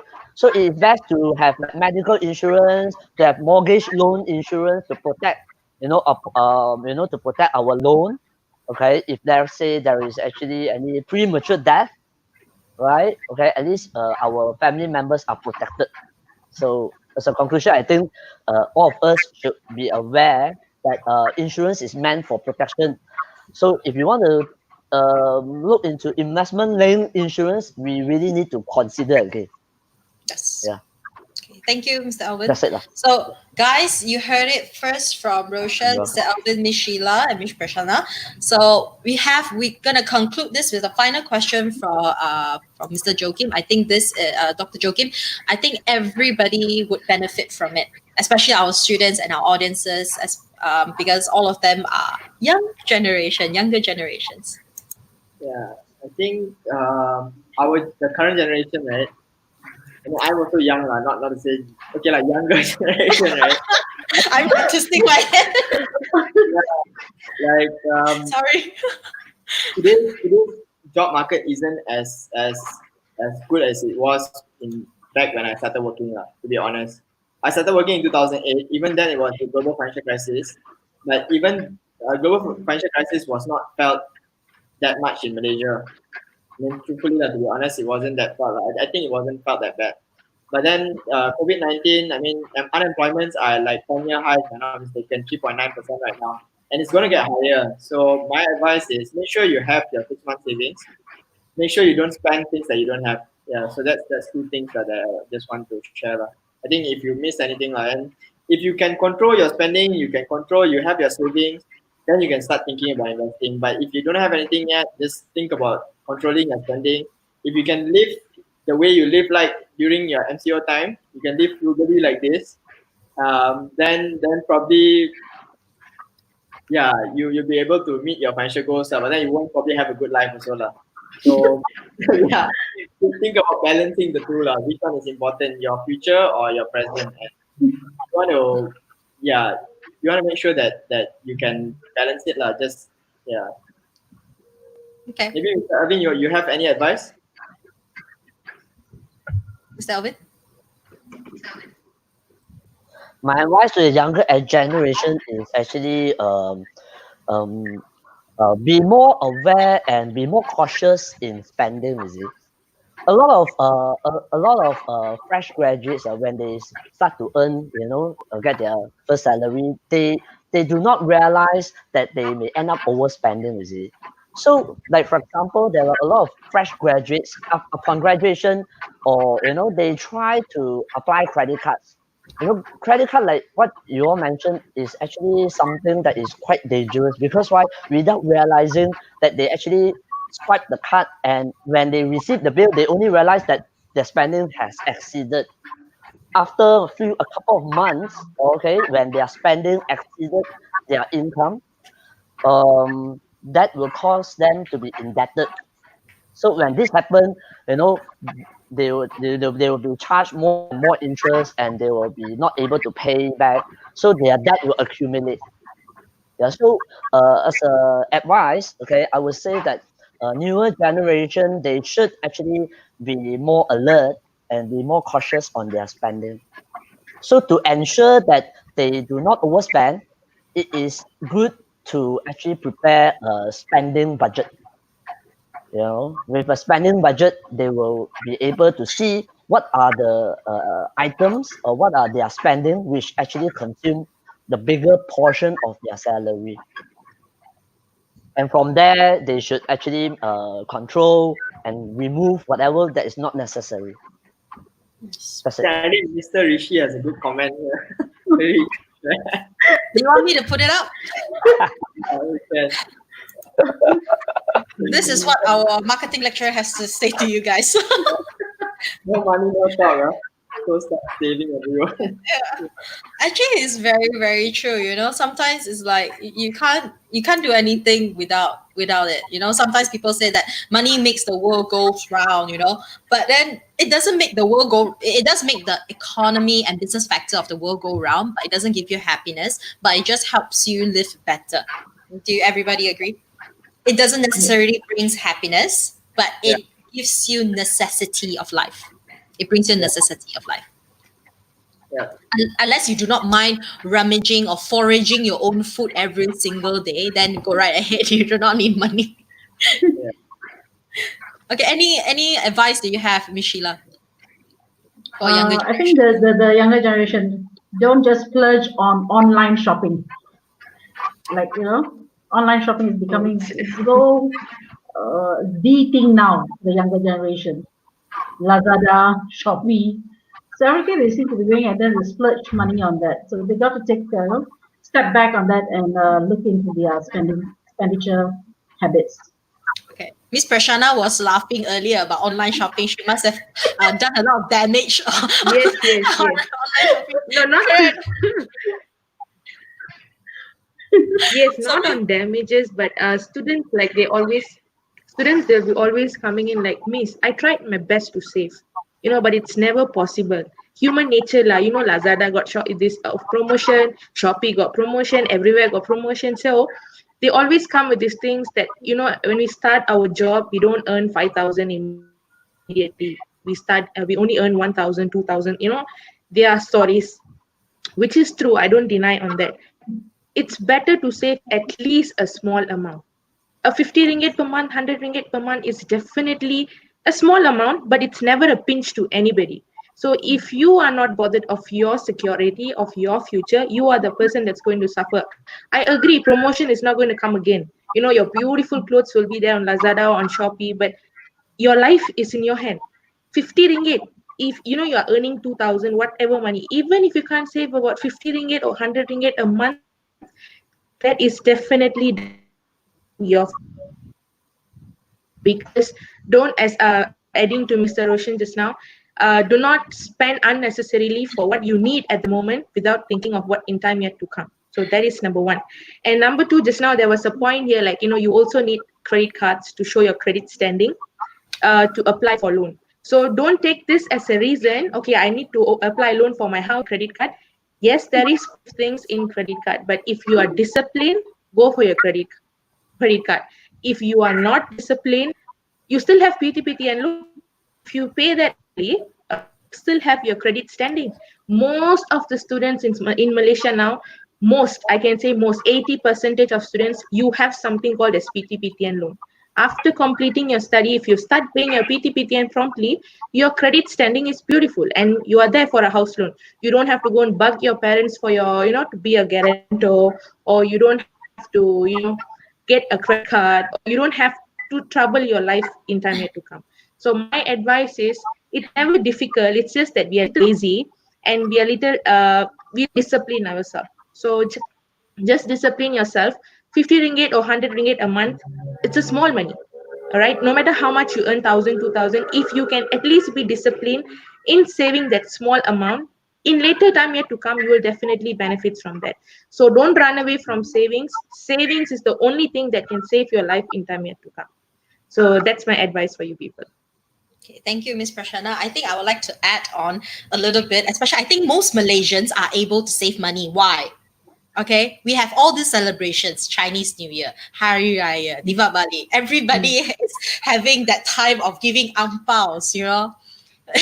You receive money all the time. For sure, there's always something for you to spend. But saving, yes, is very important. Like for promotions, I understand a lot of promotion factors. That's a little tidbit from me. All right. From a marketing person's point of view, I study marketing. Look at all this promotion from a marketing point of view. All right. Don't look at it as a consumer point of view.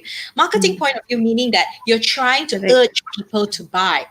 Right. Okay. I can say that, okay, this Starbucks cup is originally priced at 169 ringgit. And today I'm selling it at 100 ringgit. Grab it now. The promotions is going to last about 2 weeks. But actually, the cost of making this was maybe about 10 ringgit. Right. And I'm already upping up. Even I give you a good promotion, I give you a Thank you. 69 discount, I'm still earning like 100% of my profit out of this. No, see everything as a marketing person's perspective, and it will ruin everything for you. So you will not buy it. Oh, my marketing lecturers are so proud of me right now.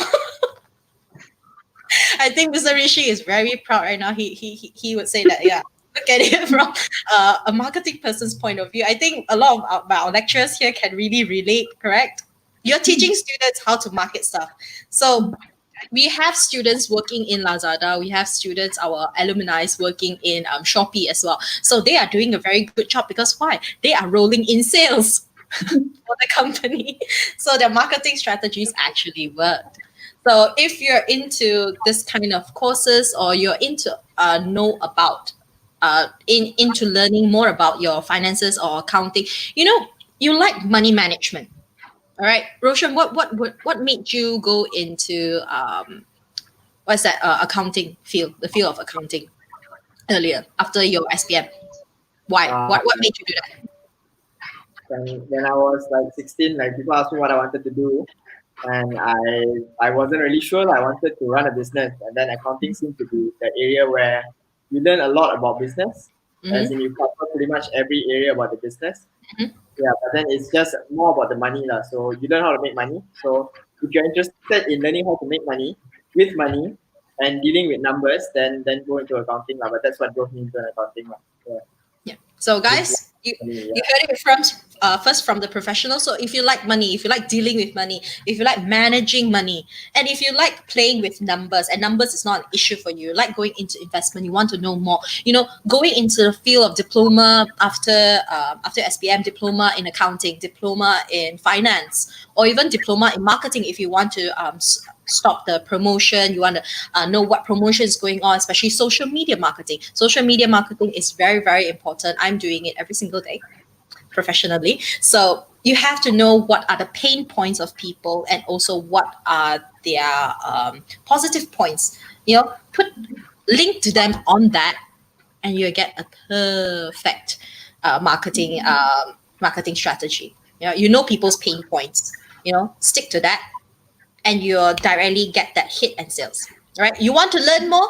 Join our course, because all our lecturers are very well equipped and very knowledgeable to show you the techniques and tricks. Like I said before, like I said earlier in the live, that I'm a proud alumni from Sagi College Kuala Lumpur in the American degree program. I did communications and minoring in marketing. So hence, I know a little bit or two from our lecturers.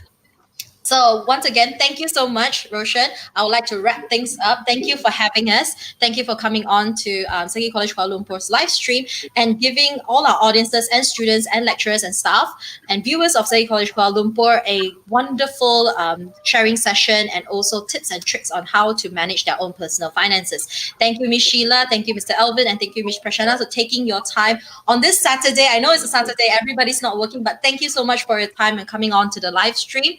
And thank you everybody for staying tuned up until up to this date. It's almost 5 already. Everybody's like preparing for dinner or something.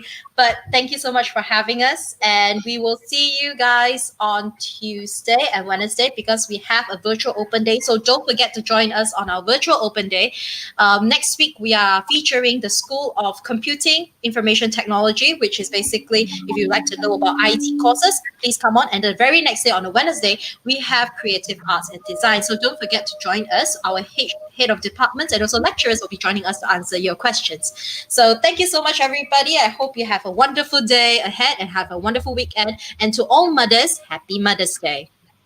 Thank you, guys. Thank you, Eileen. Thank you, Roshan. Thank you, Alvin. And thank you, Bye. Rosana. Yeah. Thank you. Welcome. Thank you, everyone. All right. Thank you. Bye. Bye. Bye.